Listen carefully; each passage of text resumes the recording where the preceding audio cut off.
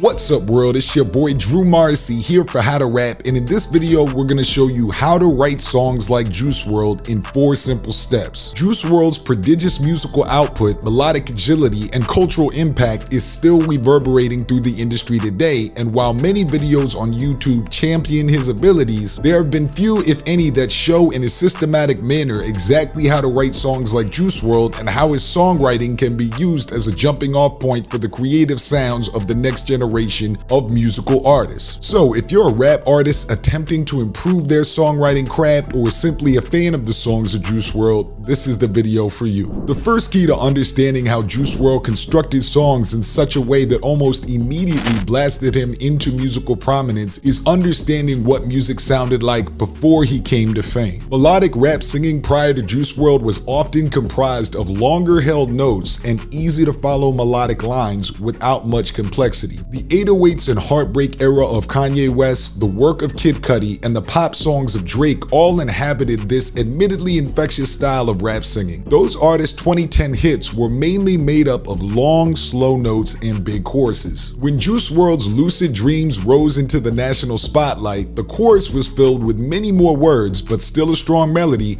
than previous rap singing anthems of that era. Compare the amount of words in the chorus of Lucid Dreams to the amount of words in Day and Night by Kid Cudi or Paranoid by Kanye West, for example. The word stack chorus comes in stark contrast to the verse section of Lucid Dreams, which holds longer notes during the You Left Me Falling and Landing Inside My Grave section. Which brings us to our number 4 step on how to write songs like Juice Wrld. Utilize speed up, slow down tempos. In other words, use the contrast of lyrically stacked and word heavy sections with longer note portions of the song. We've already discussed how Lucid Dreams has a word heavy chorus to contrast the simpler verses. Now we can look at Juice Wrld doing the reverse in a song like Lean With Me. In this case, he begins with a word heavy intro from the line, "What's got me sweating but the room getting colder," then rolls into a simpler chorus in the Lean With Me, Pop With Me hook. Therefore, the rule of speeding up and slowing down tempo to write songs like Juice Wrld isn't limited to only word heavy choruses and simpler verses. They can be used in reverse for the same effect. Now that you know what to listen for, have your ears tuned into the different tempo contrasts Juice used through different sections of the songs. But this use of contrast is not only limited to the tempo or speed of his words.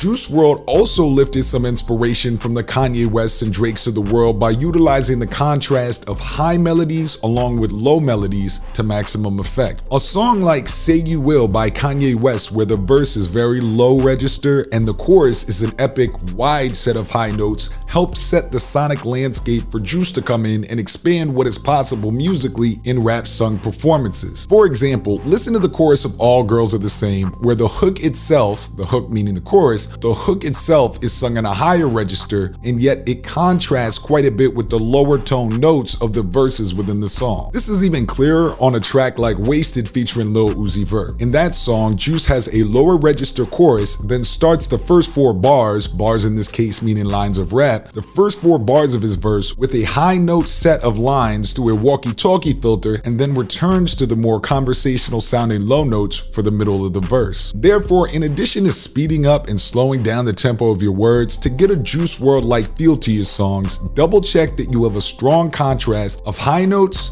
and low notes throughout your tracks. Now notably, Juice Wrld's influence on this high-low melodic sound was passed on to his protege, Australian rapper The Kid Laroi, who will be releasing a video on next week, so be sure to subscribe if you're watching this after it's released. I'll link that in the video description box below. With that all being said, due to the rap singing nature of Juice Wrld's style, sometimes you can keep the same lyrics and flow and just change the high and low notes to utilize this step to improve the songs you already have. Those changes to your track will definitely be noticed by the audience and give a more dynamic sound to the bars. Indeed, changing the emotional feel of bars is one of the keys to Juice Wrld's sound. Juice Wrld often changes the melody and flow of his songs almost every 2 bars. Again, compare this to a Drake, who can stay on one melodic line for 4 bars like he does in the beginning of Certified Lover Boy's Fair Trade, but in Juice's case, by changing his flow every couple bars, it retains the old school rap feel to his verses and choruses, because lyrical rap usually has a lot of flow changes in quick succession, but because Juice Wrld is adding melody, it gives it an almost water-like quality to his verses where you never know what's coming next. And you never really know what's coming next, like this unexpected reminder to hit the like button so that this gets pushed up in the algorithm and more people can understand the science of Juice Wrld's influence on modern pop music and rap. Anyway, re-listen to a song like Robbery on Death Race for Love, where the first verse changes flow and melody every couple bars, and by so doing maintains that fluid quality to the music. This stands opposite to the rather straightforward instrumental of the song, where a few distant and easy to remember piano notes are played throughout the background. Hear Me Callin', produced by one of my best friends in the world in real life, Perps on the Beat, shout out to Perps, similarly uses several flow changes in quick succession over the course of its verses. Compare the flows of the Breakaway and Make a Way to Make It,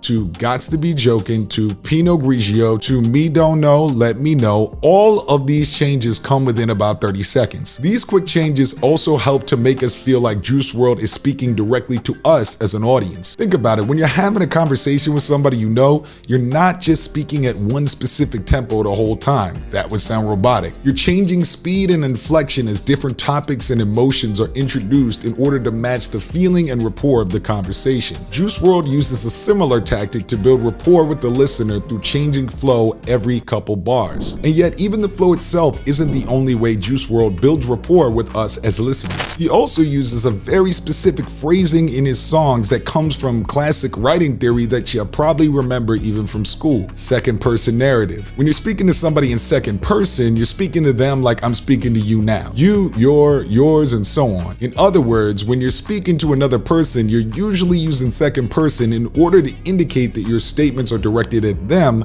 as opposed to you just talking about yourself. Now, many rappers actually use first person, meaning I, me, mine phrasing when they're rapping, which is why a lot of mainstream rap comes off as braggadocious. If you look back at some of the biggest braggadocious rap songs of all time, from Big Pimpin' to In the Club to 0 to 100, most, not all, but most of their verses and lyrics are using the first person I, me, mine phrasing to describe themselves. This is not to say that first person isn't important when writing rap songs, of course. It is a skill that must be developed, but understanding that you have more colors in your palette, so to speak, such as second person conversational phrasing, is important to know as a rapper. Juice Wrld, on the other hand, flips first person braggadocious rap on its head and usually writes a song speaking directly to somebody like a lover. Lucid Dreams, Hear Me Callin', and in particular Scared to Love are all built around a second person chorus and main subject matter. One really good pro tip for you songwriters is actually make the chorus in second person, meaning talking to somebody, and then make verse 1 in first person so it feels like you're introducing the person you're talking to and the audience to how you're feeling. This is exactly how Scared to Love is constructed: a second person point of view chorus and a first person point of view verse. Let us know in the comments, can you think of any other Juice Wrld songs we haven't mentioned that use second person to talk directly to the listener? In any case, when you combine the elements of quick changes in melody and flow and then add in a lyrically conversational tone to your writing, you begin to write songs like Juice Wrld in a very seamless fashion. The lessons contained in this video are not to say you will sound exactly like Juice Wrld or write just like him. However, these are guides to progress for artists and fans who want to know more. Think of it like Morpheus said in The Matrix: I'm just here to show you the door, you have to walk through it. Funny enough, we have a video with over 300,000 views on how to freestyle like Juice Wrld, and a ton of comments are like, you can't freestyle like him, which kind of misses the point of letting the influence of your favorite artist develop your skills. We would not have a Kobe Bryant without a Michael Jordan, any more than we wouldn't have a Juice Wrld without an Eminem, or an Eminem without a Tupac. Think of these as inspirational creative espressos, as Kanye might say,